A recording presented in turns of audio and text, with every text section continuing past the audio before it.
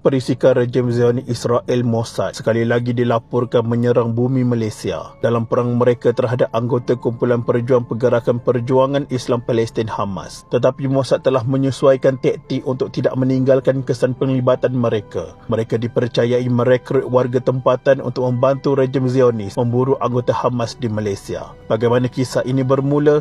Ikuti kisah ini.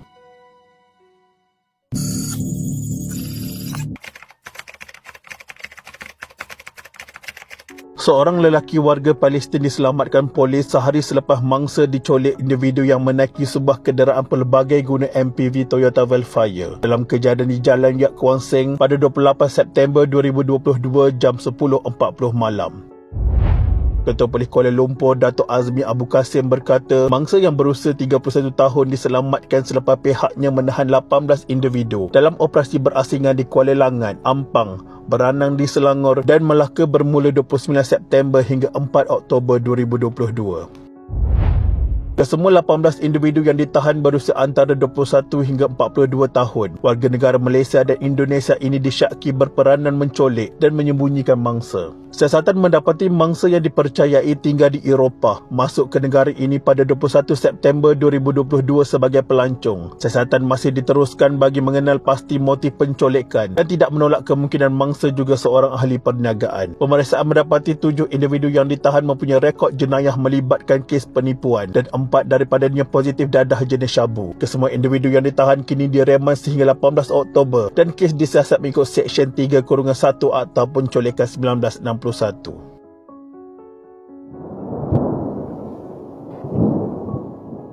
Dalam perkembangan yang terlepas daripada sorotan media, ejen Mossad meminta rakyat Malaysia untuk mengesan dan mencolik 2 lelaki Palestin yang mereka percayai sebagai aset sayap bersenjata Hamas, Brigade Al-Qassam. Dalam satu operasi di tengah-tengah kota raya Kuala Lumpur, mereka memintas 2 sasaran bernilai tinggi Palestin sejurus selepas jam 10 malam pada 28 September lalu, apabila kedua-duanya, pakar pengatur caraan komputer, hendak memasuki kenderaan mereka yang diletakkan berhampiran Jalan Yat Kuan Seng. Selepas menikmati makan malam di pusat beli belah berhampiran, sebuah kenderaan berwarna putih menuju ke arah mereka. 4 lelaki keluar dan pergi ke arah rakyat Palestin pertama yang berada di tempat duduk pemandu. Mereka memukulnya sambil mengheritnya ke dalam kenderaan yang menunggu sambil memberitahu bahawa bos mereka mahu bercakap dengannya. Seorang lagi warga Palestin cuba membantu rakannya tetapi diberi amaran supaya menjauhkan diri. Apabila menyedari bahawa ini mungkin kerja ejen Israel, dia berlari ke hotel berdekatan untuk mendapatkan bantuan daripada anggota keselamatan yang ditempatkan di sana. Sebuah kereta bayangan mengikori mereka. Kenderaan bayangan biasanya digunakan untuk melindungi kereta utama yang melakukan operasi. Warga Palestin kedua membuat laporan di Balai Polis Dang Wangi kira-kira 40 minit selepas pencolekan. Rakan yang dicolik itu dilaporkan dipukul di dalam kereta utama. Pencolik mengambil telefon bimbitnya dan memaksanya membuka kuncinya. Namun dia berbohong kepada mereka bahawa telefon bimbit itu bukan miliknya. Tanpa berfikir panjang, pencolik itu membuang telefon bimbit berkenaan dan memecut ke arah Kuala Langat kerana bimbang dikesan. Mangsa diikat dan ditutup matanya. Warga Palestin itu dibawa ke sebuah bilik di sebuah chalet di mana pencolik dikenali sebagai rakyat Malaysia telah mengikat mangsa pada kerusi. Satu panggilan video telah dibuat di hadapan mangsa. Dalam talian itu terdapat 2 lelaki dipercayai rakyat Israel yang berkata kepadanya, "Anda tahu mengapa anda berada di sini?" Siasatan mendapati pencolik-pencolik ini melakukan kerja tugas dengan kurang baik apabila membiarkan seorang lagi rakyat Palestin yang melarikan diri. Malah sebenarnya, dia mungkin menjadi individu lebih berharga. Mereka juga gagal menutup muka, melakukan pengawasan asas dalam mana-mana operasi rahsia. Nombor plet pada kenderaan yang digunakan dalam operasi itu juga dikatakan tulen. Di chalet itu, sebuah lagi bilik dengan susunan yang sama untuk mangsa kedua telah disediakan. Selama 24 jam mangsa disoal siasat dan dipukul oleh ejen Malaysia apabila jawapannya tidak memuaskan hati Israel. Dalang dari Israel itu ingin tahu tentang pelibatan lelaki Palestin itu dalam pembangunan aplikasi komputer, kekuatan Hamas dalam membangunkan perisian, anggota Brigade Al-Qassam yang beliau kenali dan kekuatan mereka. Polis segera menjalankan siasatan kes itu dan berjaya mengesan laluan kereta terbabit yang membawa mereka ke chalet berkenaan. Difahamkan ketika pasukan polis menyerbu bilik itu, soal siasat sedang dijalankan dan lelaki Israel di hujung talian yang keliru seketika dengan kekecohan yang berlaku, kedengaran berkata, "Hello, hello," sebelum talian dimatikan.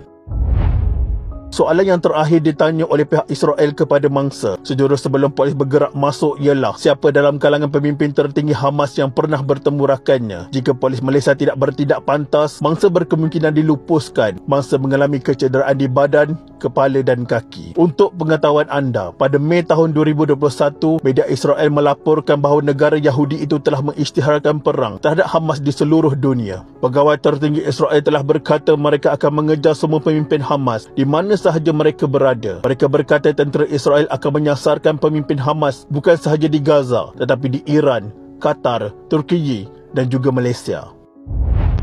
Namun kes ini bukanlah kes pertama yang berlaku di Malaysia. Masih ingatkah anda pada 21 April 2018, Fadi Muhammad Albas, 35 tahun, seorang profesor Palestin dan anggota Hamas terbunuh dalam tembakan di Kuala Lumpur. Keluarganya menuduh Mossad berada di sebalik pembunuhannya. Agensi perisikan Israel menafikan penglibatannya walaupun Hamas didakwa telah menangkap seorang lelaki yang telah mengaku diberikan tugas oleh Mossad.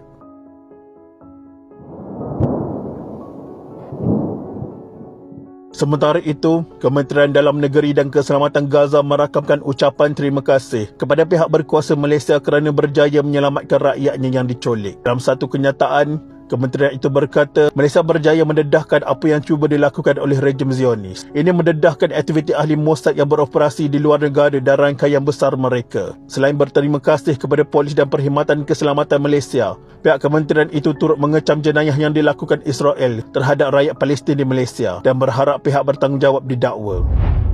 Sementara itu, PKR menafikan 2 daripada 11 individu yang ditahan adalah ahli parti itu. Ketua Penerangan PKR Fahmi Fazil berkata, dakwaan tular di media sosial mengaitkan pasangan suami isteri itu dengan PKR adalah tidak benar. Tindakan kedua-dua individu itu memuat naik gambar bersama bendera PKR di media sosial adalah pilihan dan kebebasan individu untuk menyokong mana-mana parti politik namun tiada kaitan dengan PKR. Dakwaan itu timbul apabila pasangan suami isteri itu kerap dilihat memuat naik gambar memegang bendera parti politik terbabit ketika berada di luar negara seperti United Kingdom dan Perancis. Memetik perkongsian di Facebook Friends of MB Terengganu yang meluahkan rasa kesal apabila ada rakyat tempatan yang sanggup memperjudikan kedaulatan negara kerana wang ringgit. Dikatakan mereka diberi bayaran sebanyak RM120,000 untuk direkrut sebagai ejen oleh Mossad.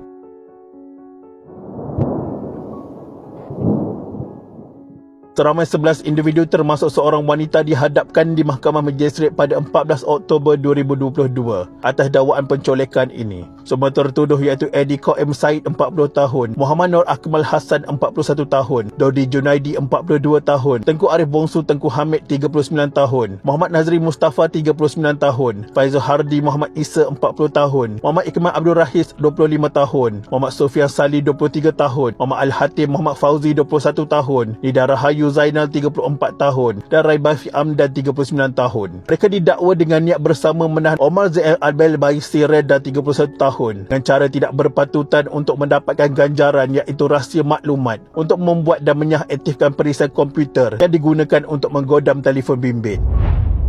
Semua tertuduh yang diiringi dengan ketat sepasukan anggota Jabatan Siasatan Jenayah JSJ memahami pertuduhan dibacakan jurubahasa mahkamah. Bagaimanapun tiada pengakuan direkodkan kerana pertuduhan dikenakan ke atas mereka mengikut Seksyen 3 Akta Pencolekan 1961 Akta 365 adalah di bawah kuasa Mahkamah Tinggi. Sementara itu, Magistrate Wong Chai Sia tidak membenarkan semua tertuduh dijamin selepas Timbalan Pendakwa Raya Fatih Hanum Abdul Hadi memaklumkan kepada mahkamah bahawa pendakwaan tidak menawarkan sebarang jaminan kerana kesalahan berkenaan tidak boleh dijamin.